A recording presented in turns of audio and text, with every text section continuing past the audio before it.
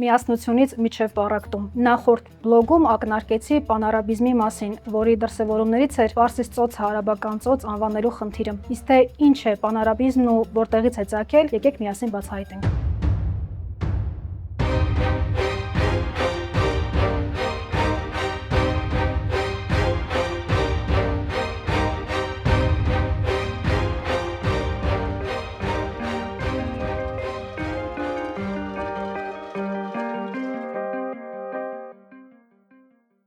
Պանարաբիզմը քաղաքական շարժում է, որը ծագել է 19-րդ դարի կեսերից եւ իր գագաթնակետին հասել 1960-ականներին։ Սա ենթադրում էր ապագաղութացումից հետո առաջացած արաբական երկրներում քաղաքական, մշակութային եւ սոցիալ-տնտեսական միասնություն եւ համախմբվածություն։ Որպես գաղափարի հեղինակ կարելի է ընդունել արաբ հայտնի գրող Ջիրջի Զեյդանին։ Զեյդանին իր գեղարվեստական ստեղծագործությունները մատուցում էր այնպես, որ դրանք հասանելի ու ընկալելի լինեին բոլորին, ինչն էլ օգնում էր ավելի մատչելի դարձնել արաբերենը եւ նպաստում էր հանրության շրջանում Օսմանյան կայսրությունից ազատագրվելու գաղափարների տարածումը։ Առաջին համաշխարհային պատերազմի տարիներին պանարաբիզմը մեծ ոգևորություն էր առաջացրել արաբների շրջանում, ինչից սկսեցին օգտվել Անտանտ միության երկրները՝ Ֆրանսիան, Ռուսաստանը եւ մասնավորապես Մեծ Բրիտանիան։ Մեծ Բրիտանիան խոստացավ արաբներին անկախություն տալ արաբական թերակղզու երկրներին, եթե վերջիններս համաձայնեն առաջին համաշխարհայինի ժամանակ կռվել Օսմանյան կայսրության բանակի դեմ։ Պատերազմից հետո արաբների առաջնորդ Հուսեյն իբն Ալ-Ալին իրեն հռչակեց ողջ արաբական թերակղզու թագավոր, սակայն արդյունքում որպես թագավոր ընդունվեց միայն արաբական թերակղզու մի մասում՝ Հիջազի թագավորությունը,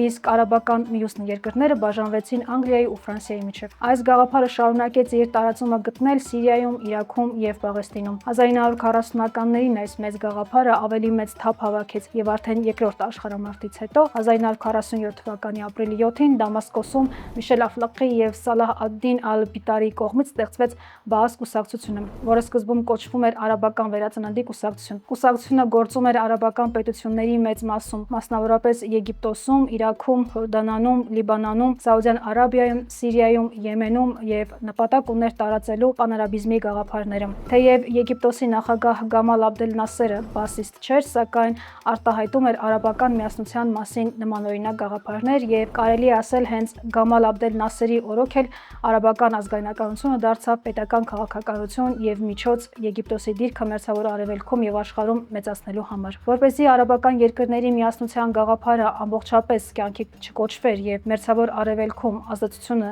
պահպանվեր, 1945 թվականին Մեծ Բրիտանիայի նախաձեռնությամբ ստեղծվեց Արաբական պետությունների լիգան։ Չնայած լիգայի գործունեությանը, արաբական երկու հանրապետությունները՝ Եգիպտոսն ու Սիրիան, համակված արաբական միասնականության գաղափարներով, այնուամենայնիվ 1958 թվականին միավորվեցին ստեղծելով Արաբական Միացյալ Հանրապետությունը։ Արաբական Հանրապետությունը դարձավ արաբական անկախ երկու երկրների միավորման առաջին դեպքը։ Թեև Արաբական Միացյալ Հանրապետությունը ներառում էր արաբական երկու երկրներ, սակայն գերակշռողը Նասերն էր, ինչը աստիճանաբար անհամաձայնություններ առաջացրեց երկու երկրների միջև եւ հանգեցրեց նրան, որ 1961 թվականին Սիրիան դուրս եկավ կազմից, իսկ Եգիպտոսը մնաց հանրապետության միակ անդամը։ Բայց շարունակեց իրեն անվանել Միացյալ Արաբական Հանրապետություն, ակնարկելով, որ այն բաց է այլ արաբական երկրների հետ միավորվելու համար։ Սակայն ի վերջո 1971 թվականին պաշտոնապես լուծարվեց Անվար Սադաթի կողմից։ Այսպիսով պանարաբիզմը չհասավ իր վերջնական նպատակին եւ աստիճանաբար կորցրեց ազդեցությունը արաբական աշխարհում, ինչի համար ըստ իս կար 3 հիմնական պատճառ։ Նախ, արաբ մի շարք առաջնորդներ միմյանց հետ մրցակցում էին արաբական եւ իսլամական աշխարհների առաջատար ձայները դառնալու համար։ Նման մրցակցությունը պարբերաբար հանգեցնում էր